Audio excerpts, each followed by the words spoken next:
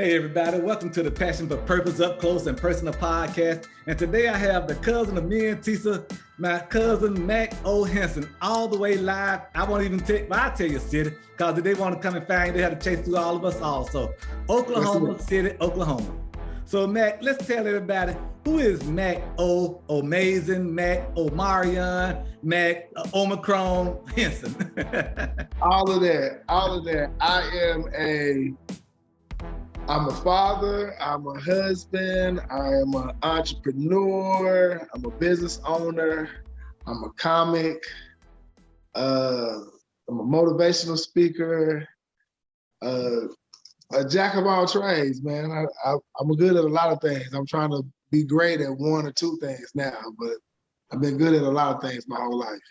You know, that's what it's supposed to be about, diversification. You know, we have to spread things out because we want what they call them income streams. You know, it's good to have multiple levels of income streams. So it's good being a jack of all trades. And I think that's what's missing in society today. You got so many people, they so focused on one thing. If they don't make it, they messed up.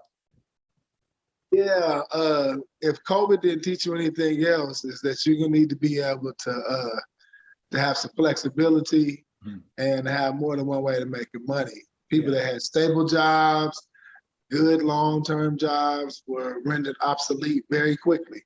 So I learned, I was already in business. I own a dispensary, the IRE Coffee Shop, which is located at 6713 Northwest 23rd in Oklahoma City, or actually in Bethany, Oklahoma, 73008. So, but just being in business during that. Can people order from you from other places? Not yet, due to the way the federal laws are set up. It's legal state to state. It's legal in each individual state, but we can't do state to state commerce. It's only intrastate actually.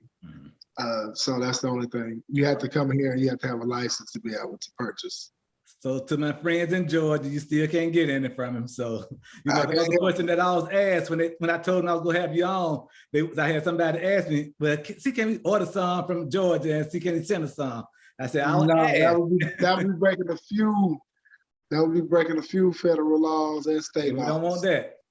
I don't want any problems. They let me sell weed legally and I'm not going to cause no problems. So y'all heard that you can't get any from Oklahoma City. Okay, go ahead. All my life. I sold it illegal for a few times in my life. So the fact that I can sell it legally now is a blessing. I ain't gonna mess it up. You know, and I think it's a great thing. So many people don't know about cannabis and the benefits of it. They just hear the negative side of it. But it's so many great things that come out of, I just say weed. You know, they want to say cannabis to be government official title and everything, but it's a lot of good things. I remember when it was called grass when I was growing up. And, you know, they used to have, back in the day, my family members used to have the album covers with the seeds on. They used to get the seeds off of it and everything. It's a whole different ball game now. Yes, we call it flower. That is that is what it's called in the business. When people come in, they get flower. But the difference is, you know, weed, you might have to get smuggled in somewhere, get it out of somebody's sock or out of their crotch or something like that in some parking lot or some dangerous place.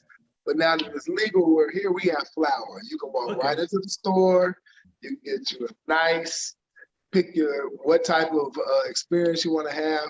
But it is a lot of medicinal values. It's a lot of people that have discovered that have gotten off of opioids by switching over to cannabis. It's less addictive, less side effects.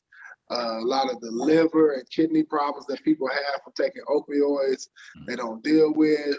A lot of the side effects, mood swings, and other things. So cannabis is filling the gap for a lot of people and helping a lot of people get off a lot of hard drugs. And, you know, I think that's the benefit of it too. I think soon as they figure out how to tax it, that's when we're gonna get in Georgia, because that's the thing, we hadn't figured out how to tax it yet. And it's almost like the old prohibition era when they first bought alcohol and made it legal. So once they figure out how to make money off of it, I think we'll probably get it here too. It's coming. Do y'all have CBD We do. We have CBD dispensaries for medicinal use for the most part only.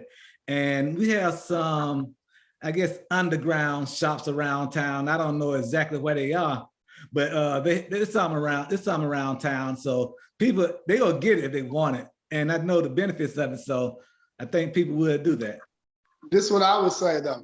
I would tell anybody, if you have CBD places in your city or in your state, then THC is coming. Yeah. It was just like that here. We had nothing but CBD places, and then it became legal, and then all those places turned into marijuana. So I would tell people right now, if you have those CBD places, this is the time to start getting your group of people together, a group of friends together, and start getting money together to invest in this when it becomes legal. Because it's going to be an opportunity for a lot of people to make money, a lot of small businesses, a lot of people who haven't been in business before.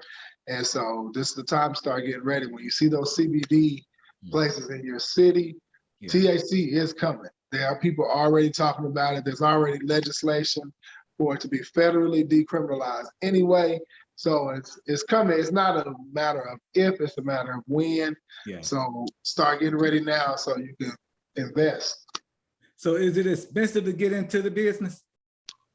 Oh, I think it's different in each state. It was not here in Oklahoma. Oklahoma actually has the most accessible marijuana market in the world. And so it was the easiest place out of anywhere on earth. They made it easier. It was $2,500 for us to get our license. Okay, that's not bad. Which is some places. It was you had to have $1 million, you had to have $100,000, and a whole bunch of bond money and a whole bunch of other things. So we made it the most. Oklahoma is the most accessible. Okay. And do the states supply y'all things, or how do y'all get your stuff? Well, it's because the market is open and allowed a lot of people to get into it. We have a lot of growers. We have a lot of people who specialize in it in different ways. So it's no shortage. People that legally have license, vendors come through. And so I get people show up daily trying to sell me marijuana, edibles, or whatever. Just like if you had a 7-Eleven and vendors wanted shelf space for Coca-Cola, Pepsi, or candy bars, it's the same thing. Okay, and do they have like a certain guidelines they have to go by when they make it? The growers, do they have like state requirements, or do they make it the way they want to make it? No, everything has to be tested. Everything, whether it's flour, whether it's edibles, everything has to be tested and before it hits the shelf. So they can make whatever they want, but it still has to be within certain legal parameters.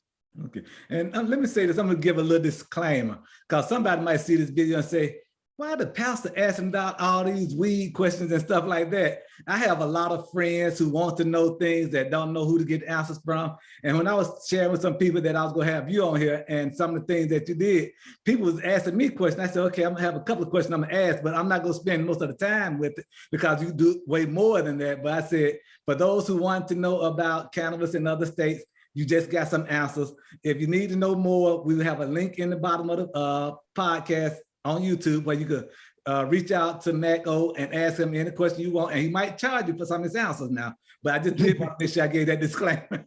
Right. Yeah. And I'm gonna tell you, just between me and you, Pastor, as somebody who has sat in the pews, they smoke weed. Oh, they do. They smoke. A lot of them smoke. If they ain't smoking, Jesus still hear your prayers now. And they eating edibles if they ain't smoking it. Yeah, they do all that.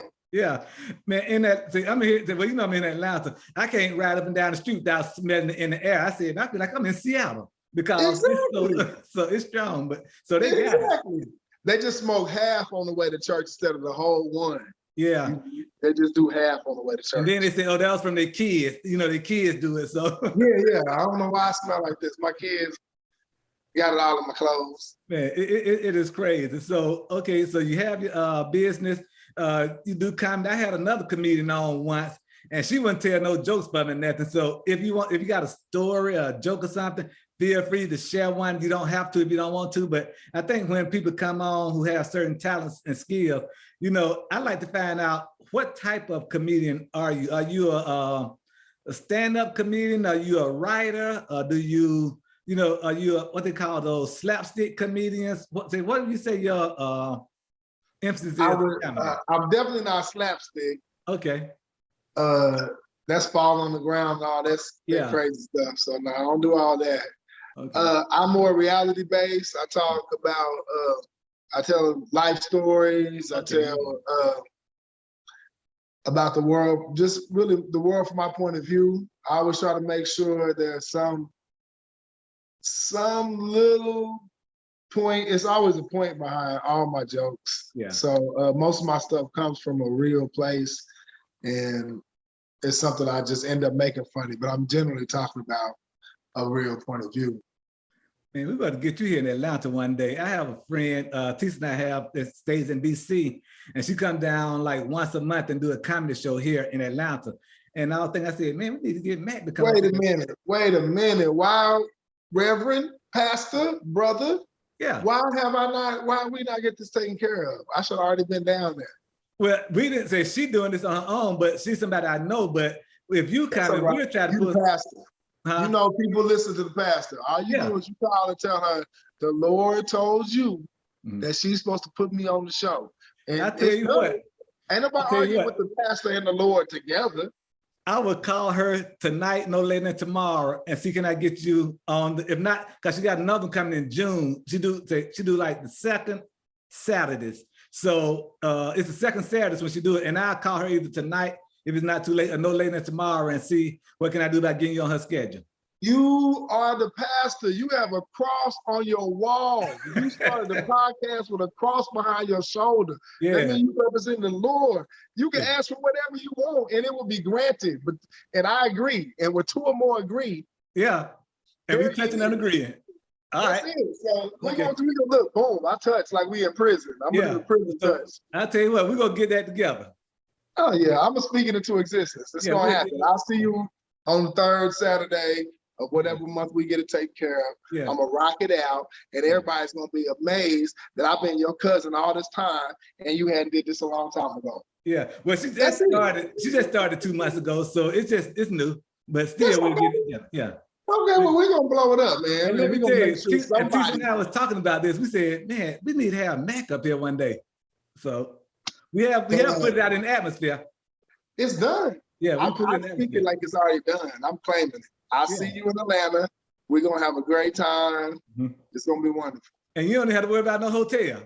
See, that means money saved. Yeah, you don't have to worry about no hotel. We got plenty of room. Yeah, I ain't rich yet, so I was counting that too. Yeah, I was like, I bet you they got basement space. Yeah, man, you know, you'll see what we got up here. Yeah. Oh yeah, you smiling like you got money. I can tell. The Lord is good. Come on, you ain't struggling. You know, it's interesting though. But you know, it was so funny because I was so excited about this. I said, you know, there are so many people who have so many skill sets and gifts that people don't know about. And this whole Be Better on Purpose movement that I started, well, I ain't gonna say I guess I can't say I started because I went on and got it patent.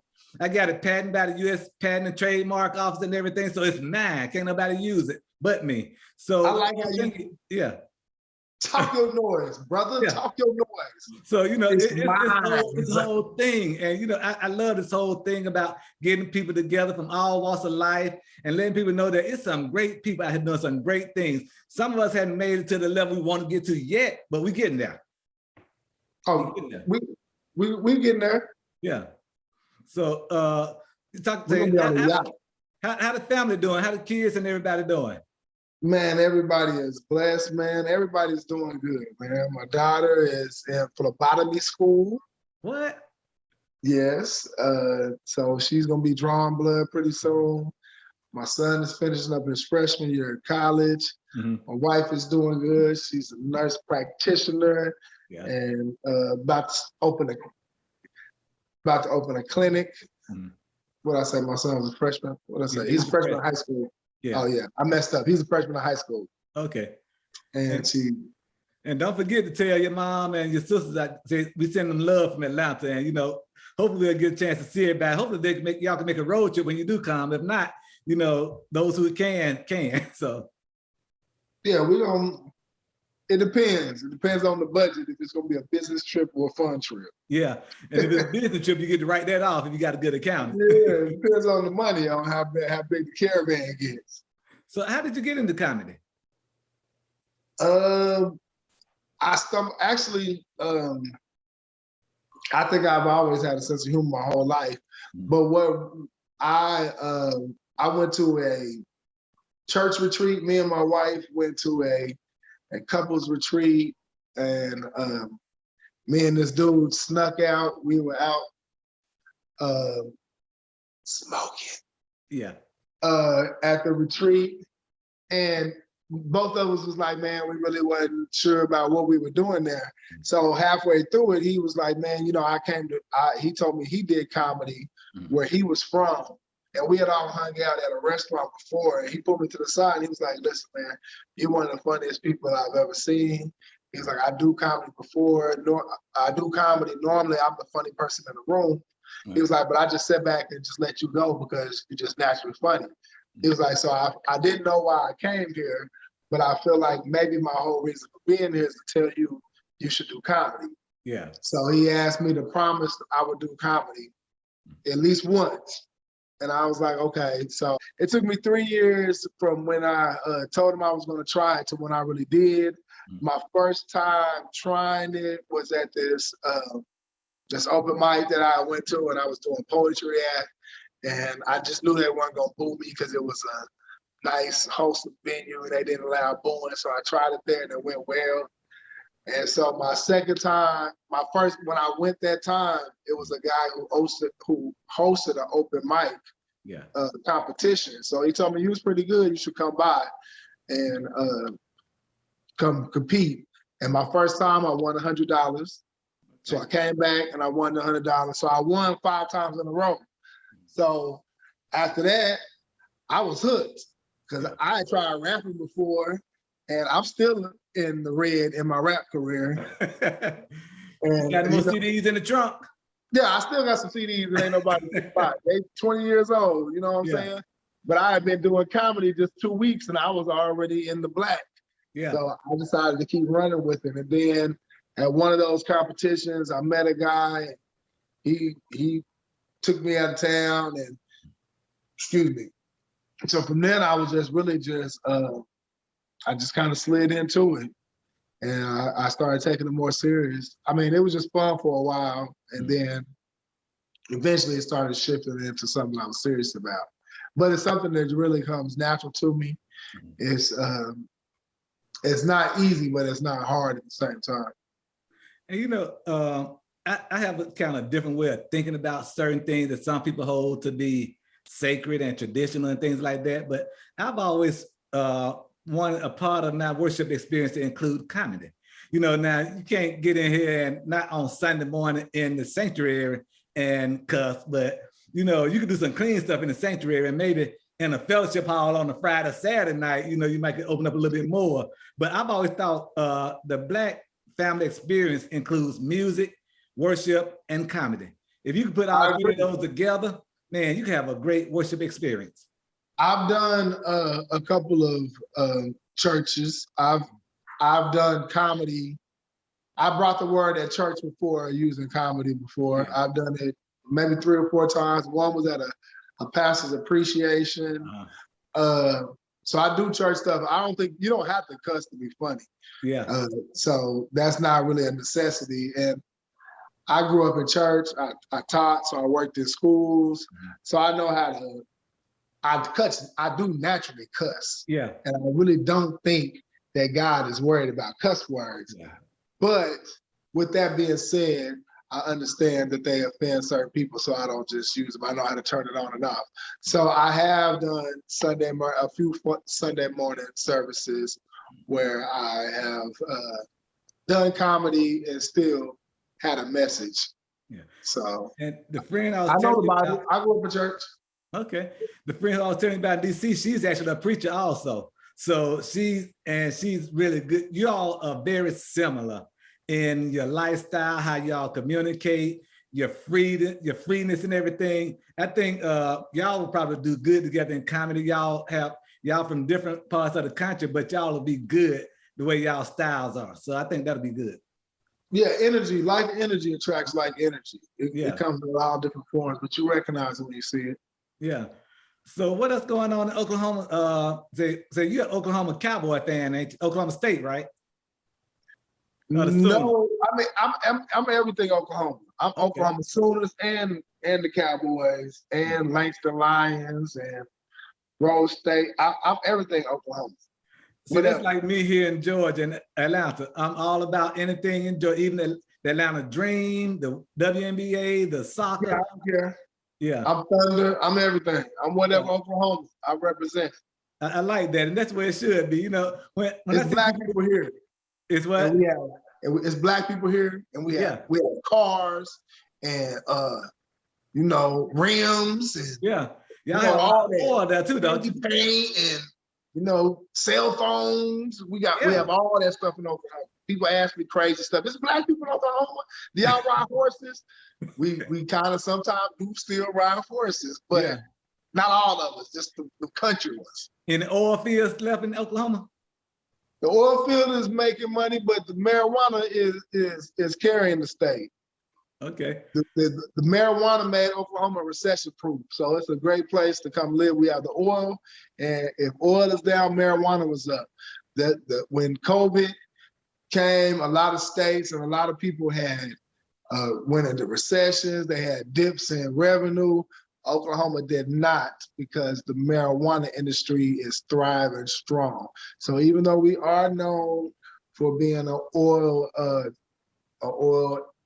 area and carried by oil and petroleum, marijuana is really what's carrying the state. And I'm proud to be a pioneer in that industry. So I did that. See, but never mind. So what I'm going to say now then, have you thought about franchising to other places?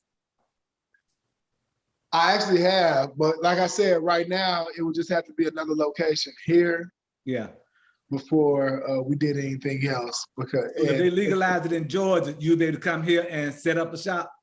That's exactly why I was saying what I was saying before. See, now you're smelling what I was putting down. See, I didn't want to talk to the pastor about being in the weed business all on the video. Well, I'm gonna say somebody, if anybody wants to invest, this is the time. Anybody, I was giving you the anybody eyebrows, like, come on, cuz I'm talking about you. I hear you. All right. And the thing about it is, we live in an economy today and a society that's free enterprise.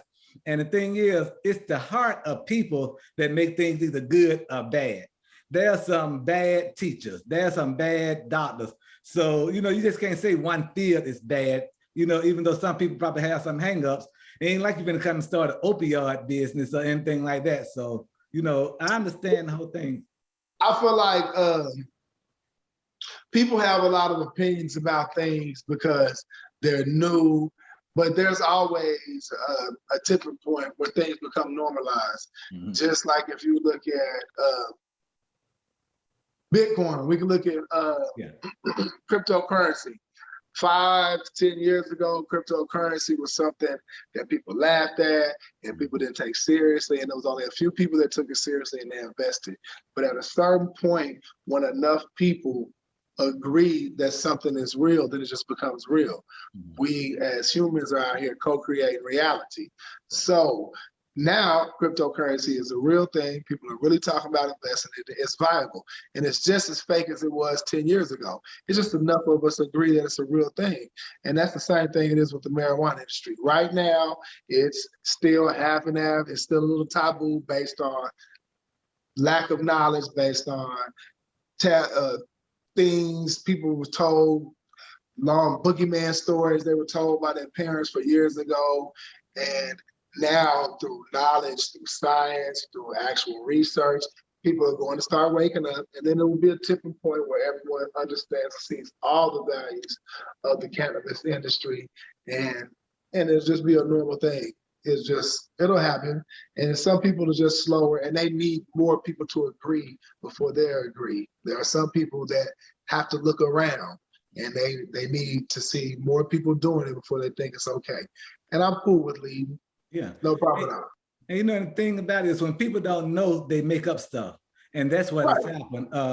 We have a guy here, Killer Mike. He's pretty known throughout, I guess he's known out the country. I know he's known in the Atlanta area, but I know Killer Mike. I know who Killer Mike is. Okay, so he's doing this thing about it now. He's on TV 2 days ago talking about trying to get here in Georgia and very articulate in how he communicates the whole concept of cannabis. And he's one of the forefront leaders in the Georgia area about trying to get it legalized and everything. And listening to him talk about it and everything, the time to get on any good business idea is the ground floor if you can. So I'm not trying to tell people to get into this business, but it's another opportunity. But what I am trying to communicate is it's so many opportunities for people to make a lifestyle if they're willing to learn something and put some good energy and time in it. And it can help the community, the church, and the country. And that's my whole thing, you know, to help other people.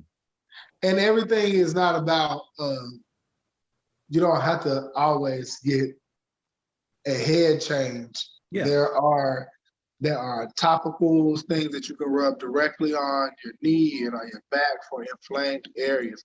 Like, it is definitely medicinal.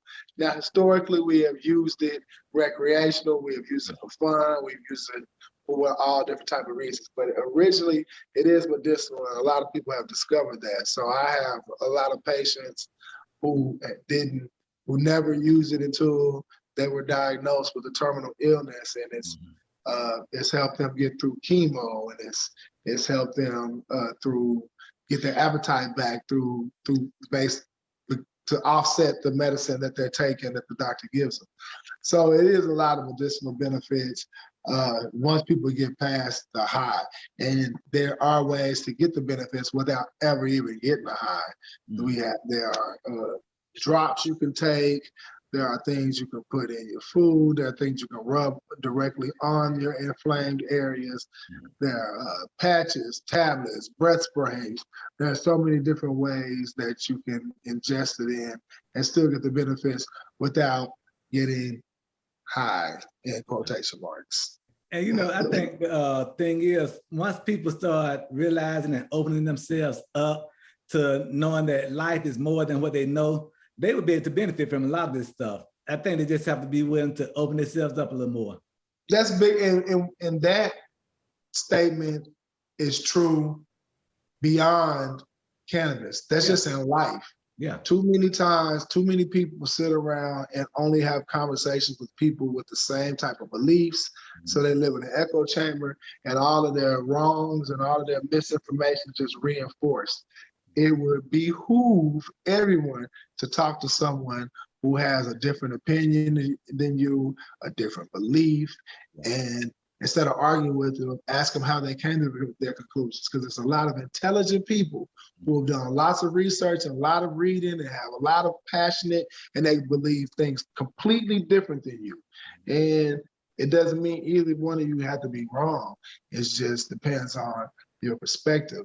And by learning different people's perspectives, we get a better understanding of the world. Yeah. And so I think it's a big problem is that people, we go to church, we go to mosque, we go wherever we pray, we talk to other people who act like us, who talk like, keyword, act like us, talk like us, and then we never get any opposing views. We never get to see anyone else's point of views.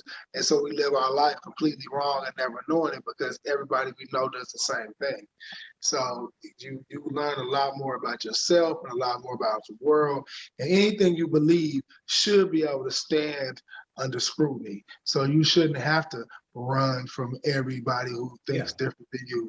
You should be able to, your belief should be able to stand against, I say question everything you believe, and then see if it's worth carrying on in your life. But that's me. But you know, I kind of agree with that, because to me, if you can't stand the test of questioning, how secure is it? So, you know, I like to question things too. When I was little growing up, I was taught, you know, you don't question God. And then as I got older, I realized, I said, man, God can't take my questions.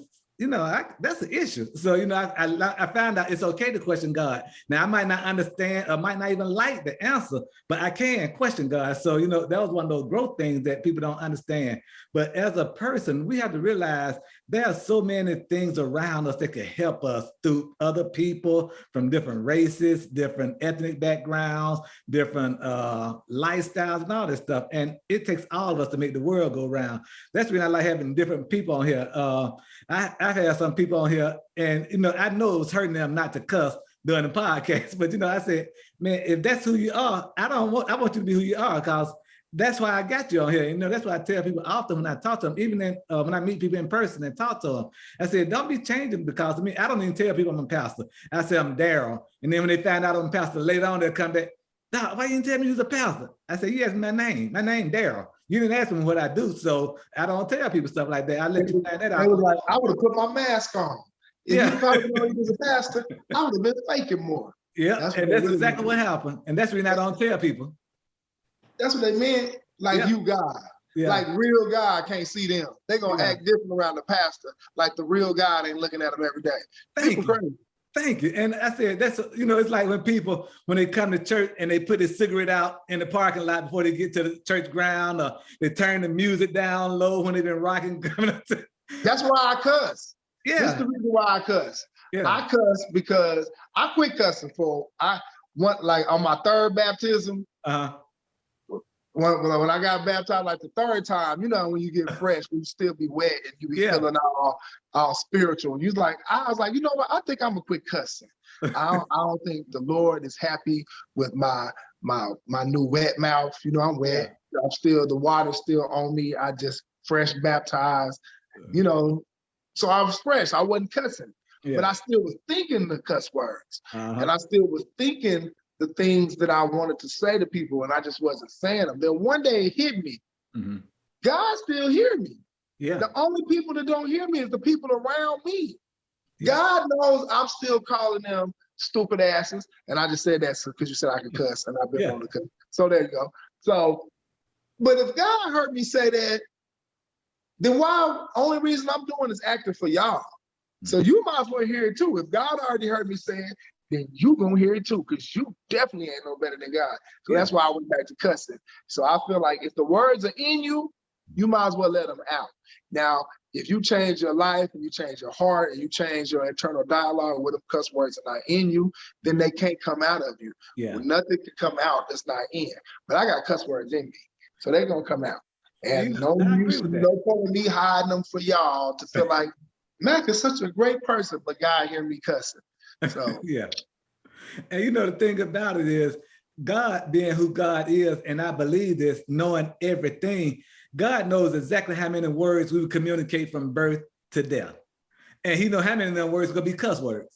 So, and he made me like this. Yeah. I feel like God has a sense of humor. Yeah. I feel like there's a lot of people that's all uptight and living their life feeling like they can't laugh for certain things. People tell me stuff like, you're going to go to hell for laughing at that. And y'all going to be so upset when me and Jesus is in heaven cracking jokes about your heaven clothes. Y'all going to be mad when y'all find out Jesus has a sense of humor too, and we're going to be laughing at what you showed up in heaven in. I'm going to be sitting on the pearly gates with Jesus. Like, look at him, Jesus. Look at him. He's laughing at us now. Look what he showed up here in. He showed up in heaven. Yeah. with a polo with a hole in it. Yeah, we're going to talk about you. So I think these people are going to be, I feel like God, Jesus, God has a sense of humor. I think humans are taking things way more serious. I agree. And I think if we learned to laugh more, we wouldn't be so uptight in life either. I think people did the best they could because, especially our culture people, we didn't want to upset our slave masters. So we didn't say certain things and we didn't do certain things. It wasn't because it was wrong from a theological perspective per se. It was wrong because they probably didn't want to get beat or they didn't want to get shipped out to other plantations. So we misinterpret a lot of the thought behind some of the things we do, and we just do it because we were told to do it without thinking, why are we doing this? Or why are we not doing this? Question everything. Yeah. I feel like everything's worth questioning. That's why I tell my kids, question everything. You have every right to ask me why I told you to do something, because I'm not just telling you to do something because my mom and daddy told me. I have a sound reason on why I told you to do something. Yeah. So you can ask me. And it's okay to question too. I think it's okay for people to question, even kids, because they want us to know and they can understand. And as a matter of fact, even when you discipline children, if you explain to them the process of what led to the discipline, chances up they won't do it anymore instead of just saying, stop, don't do that again. So I agree. It's the whole understanding is what we're looking for in life. Yeah. Just blindness discipline is not the goal. You won't understand it, because if people have an understanding of why they shouldn't do it, then they can govern themselves. Yeah. If the only reason they're not doing it is because they're scared of you, then they're just learning to be slicker. You learn to weigh the options. I remember one time my mom told me, years ago, I was young, she said, don't stay out past, I forgot what time that curfew was at the time. And when it got close to that time, I said, okay, this got to be a whipping I'm just going to take, because I'm not going in right now. So I made a conscious decision to take the whipping, because I'd rather take the whipping and continue to have fun than to leave that fun because I didn't want to get a whipping. I said, I've gotten a whipping before. I know what whippings feel like. This ain't going to kill me. I'm going to stay out this time. And I didn't do that often. Yeah. I've never had this fun before, and I'm going to experience it. Yeah. That means there was some women around. Yeah. That's what it means. That tell me there was some women around. Yeah. I'll fill in the blanks. And you think about it, some opportunity you only get once. If you don't take advantage of the opportunity, you might not get it again. You have many opportunities to get whooping. This ain't your last chance to get a whooping. You're going to get many more whoopings. You might as well go for it. But this, might as well. Whatever that girl was, we'll talk about, you can tell me what her name was off camera. I don't want you to I don't want Tisha to be mad at you. Yeah, because she look at all the videos, and plus she knows everything in the way. She does. But I think go ahead. Who was that girl from 7th grade that you were staying out all late for? Where she at now? Are you Facebook friends with her? When I tell you your cousin don't play, I already know. She don't play. And and people could tell, and how I carry myself, they say you got something good. We know you ain't messing that up. So straight out. Yeah, man. It's good too, man. So when was the last time you been to Atlanta? It's been a long time since you've been here. It has, man. It's probably been about 5 years, 6 years. It's been a while, man. Yeah, it's been about 5 years. We already said we're gonna come to Oklahoma. Tisha gonna retire probably next year, but we gonna definitely have to make a trip to Oklahoma City down there though. Come on, man. We'll lay out the red carpet for you. Yeah, we got to come down there and see how everybody's doing. It ain't that big, but we'll lay it out for you. All right, that's good enough. We don't take much. Say the older you get, the less you need. So we don't need much. That's right. I just don't need if I get some neck and back pains, I know who to go to. So I got something for you, man. So you got any shows coming up soon? I do. I have a show I'm doing. I'll be headlining my own show Memorial Day weekend. That's Sunday here in Oklahoma City. I have a monthly show I do in Houston every third Friday in Houston. I do that, and I have a couple more shows. I'm booked out here, man. I'm trying to tell you. Y'all need to give me while you can. The price is going up. I was talking to them. I feel you. And they're supposed to go up. They're supposed to go up. I'm still pretty busy. We're gonna start making some trips soon, because like now everything is opening back up again, and we actually getting out. Because when I tell you, both of us been home for about the past 2 years, we didn't go nowhere. We stayed in our bubble here and everything. Neither one of us ever had COVID. Neither one of us ever had any of the symptoms or none of this stuff. We both are vaccinated, but we never had nothing. And man, They got me. They got you. Omicron got you. Yep, the Marion got me. He break dancing. That's what got me to dancing one. The other one couldn't get me, but I was at a party. He danced up and got you up in the corner. Touched me. Yeah, he got me, man. At the very end, that last wave they sent out to everybody before it went out of style. Yeah, I got caught up in it. Well, you got it before they start holding the money back, because now ain't no money for it. Back then they were they rolling out the red carpet for you when you got it was a badge of honor. Now it's like, ain't no big deal. Yeah, I got it when didn't nobody care about you no more. I just had to stay home from work for well, I think I was out 10 days. Another stimulus for it now. Yeah, my symptoms wasn't bad. I really was only felt like I was sick for maybe 2 days. By the third day, I was just had a little body ache. By day 4, I was sitting around the house, counting down the days. Okay. So is there anybody that you would like to be on stage with? Who's your comedian role model? The ones that you kind of look at and say, man, I like the path they took. Not necessarily how funny they are, anything like that, but is there anybody who's like a model who said, if I follow the same path, I can get there and go further because of whoever I am. So who is that? I'm gonna tell you somebody who's not my comedy style, but if you would say their path, I would say Cory Holcomb, and not we're not alike as comics at all. But I like the fact that Cory Holcomb built his own brand, his own following. He's not ever going to be as big as a lot of comics, but he's going to be able to eat and thrive for the rest of his life, really, because he built a rabid fan base. So he doesn't have a lot of people, but he has people who really, really rock with his message. So he can say whatever he wants to say, and no matter how some people take it, his core audience has already accepted him. He's cultivated his audience to the point that he can express himself however he feels like it. And whether the jokes go off or not, he's not ever going to be canceled. He doesn't have to worry about losing his core audience. And so I think that is the way to go. The career arc at the end will have to be like your Eddie Murphy, Kevin Hart, someone on that nature, someone who does the big shows and also does movies and things like that. Because I feel like I'm multifaceted and I can do the acting, I can do all the other things as well.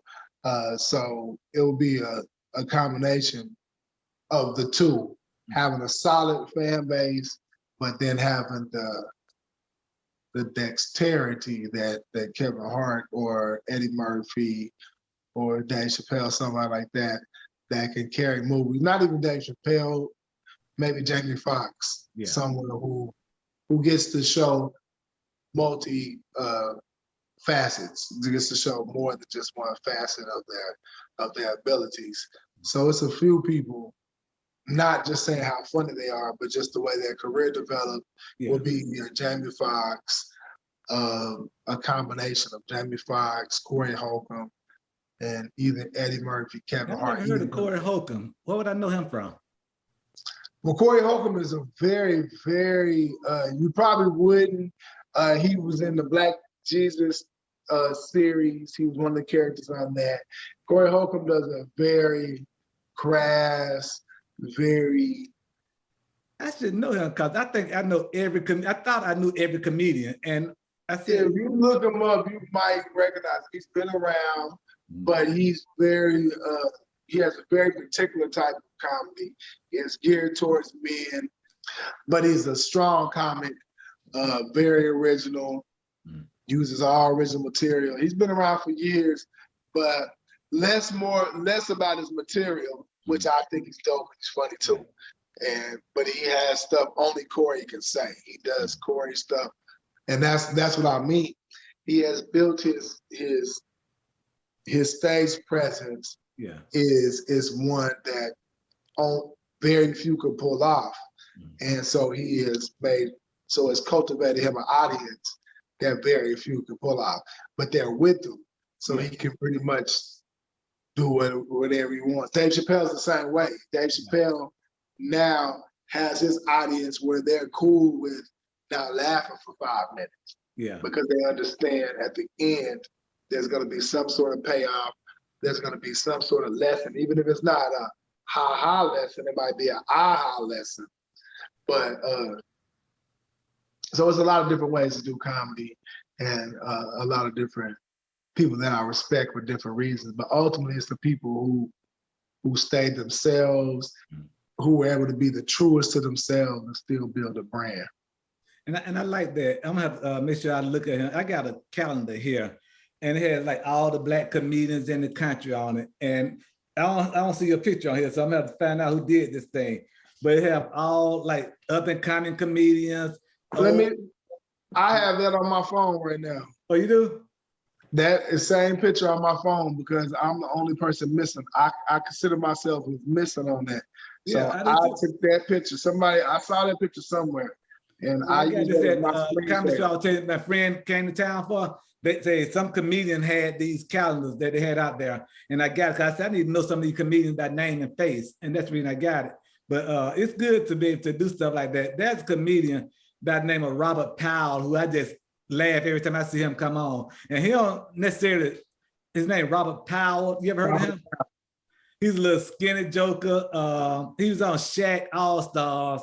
He did one of this stuff. He played on the Atlanta show one time too. Oh, he be doing the hat thing? Yeah, he do the hat thing. He talking about working at the pharmacy. Yeah, that's him. Yeah, he was just here not too long ago, maybe about a month ago he was here. Yeah, he's up and coming, and I think if he stayed the way he is, he gonna have one of those type audience where people go follow him regardless. Cause he say things that kind of would upset some people, but you can't have sensitive skin when you go into a comedy show. No, you can't, man. Comedy is an art, and it is subjective. Yeah. Everybody might not like all the jokes, but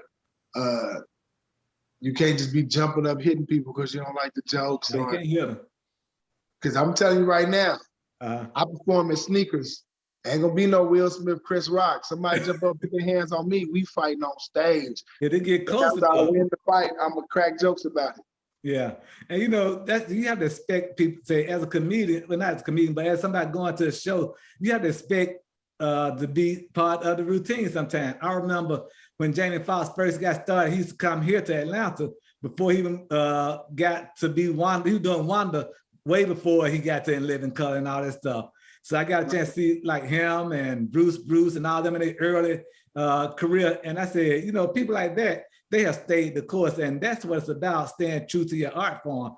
And I do the same thing, not only in comedy, but in ministry. There are certain preachers who I love watching because they stayed true to who they were, regardless of how society has changed. And that's the thing about how I see things now. I said, you grow, but you keep your core. And that's the thing, as long as you keep your core, people will roll with you, even when you start expanding and spreading your wings more. And that's what I like about comedy. Comedy has stood the test of time.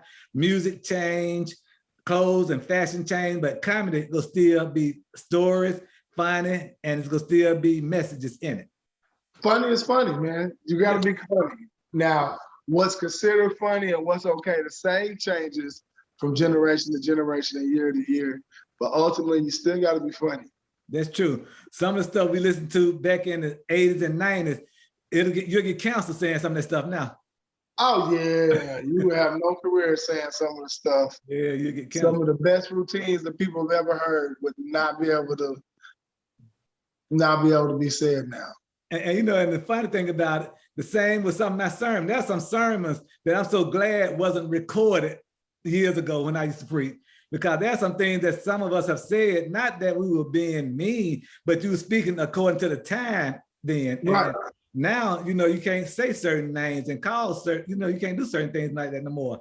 So time brings upon change. Yeah, and we can't judge people today by yesterday's. Exactly. People that behaved according to yesterday's times by today's standards is unfair. That's true. Well, I ain't gonna hold you long. I do value your time and I appreciate this. And I know you got a lot of things that you're doing. Before we get ready to get out of here, close us out with something that people might not know about you, that might be able to let them be more enlightened to know how you became who you are and what it is you're trying to do. And let them know that you're on the path to being better on purpose because you're true to yourself and you ain't scared of nobody. Okay, well, I like that setup. I ain't scared of nobody. Yeah. But I'm gonna say I like you said better on purpose is the correct name, right? Yeah, be better on purpose. Be better on purpose. Well, that is definitely a title that resonates with me. That's what I'm trying to work on every day is bettering myself in all type of different ways. And whether it's financially, mentally, and comedy, whatever. My son's upstairs yelling, cussing at the game right now. But my real big thing is no matter what, like comedy, whether it's in business, I really would like to inspire other people to be the best version of themselves. And you're gonna have to strip down a whole lot of stuff to figure out what you even think that is. And it might be, you might realize a lot of the things that you ever wanted to be or tried to be were somebody else's beliefs. And so you're gonna have to sit down and look at yourself. And then once you figure that out, man, go for it. Yeah. That is what I would like to close on, man, is figure out what it is you were called to do. All of us were sitting here with a purpose. Everybody here was born on purpose with a purpose. You might look a mess because God didn't spend the same amount of time making everybody's face. Yeah. And some faces he spent a little more time on. So some of y'all got quick job faces and quick job bodies, but that don't mean God don't look just the same. And that you can't get out and accomplish your goals. And it's gonna take a whole lot of faith. And so I would leave y'all with just think about Abraham. Abraham felt called to be the father of many nations. Yeah. He wanted his name to be remembered for many, many times. And God said, I will grant you that. All you're gonna have to do is cut the skin off your meat. And Abraham was willing to do it. Yeah. And the thing is, when I think about that, I always think there was probably other people that had that same call in their heart too. But when it came time to put some skin in the game, they wasn't down to do it. So sometimes once you have that dream, God is going to call you to show that you really mean that you want it. And whether it's cutting the skin off the tip and getting all your friends to do it too, because Abraham had a hard job.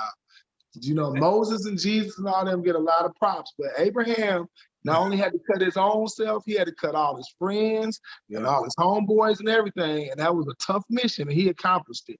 So I feel like Abraham doesn't get enough props in the history of the Bible. But overall, my point is, man, we all got things that's called for us, but we're gonna have to put some skin in the game to get it accomplished, man. God is sitting there waiting to bless you, but he's waiting on you to do some things. He's gonna ask you to do some things too. And you gotta be willing to do it. Whether it's take 100 years to build a boat, when don't nobody believe it's gonna rain, your wife is talking about you and your kids is talking about you, your neighbors is talking about you, and everybody think you're crazy, and you just keep building your boat, and then eventually God bless you with rain.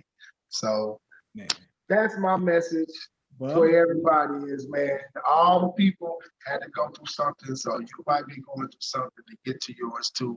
Keep pushing forward.